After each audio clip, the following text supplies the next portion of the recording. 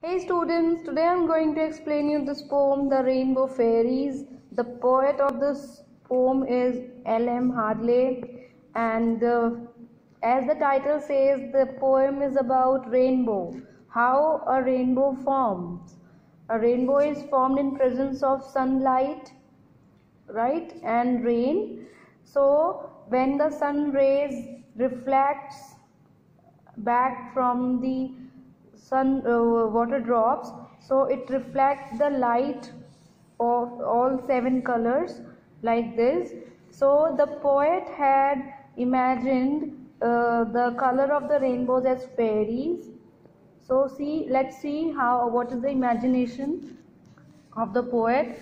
Two little clouds one summer's day. So in this poem the poet is talking about summer day, went flying through the sky.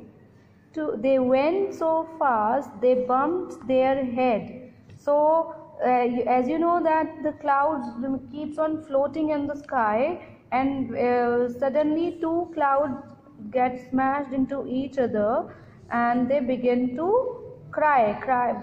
From here clouds begin to cry, they mean that the rainwater begins to fall from them. Old father son looked out and said, the poet has called sun as old father, because sun is the father of all the heavenly bodies in the sky. So he said, oh, never mind, my dears. To whom the sun is saying never mind? To those two clouds which had started spraying the water. I'll send my little fairies folk to dry your falling tears. So the sun had sent his fairies, all seven fairies of different color. What were the color of the fairies? As I told you that these fairies are in the color of rainbow. Each fairy represents the color of rainbow. One fairy came in violet, then one more indigo, in blue, green, yellow, orange, red, means Vibgyor.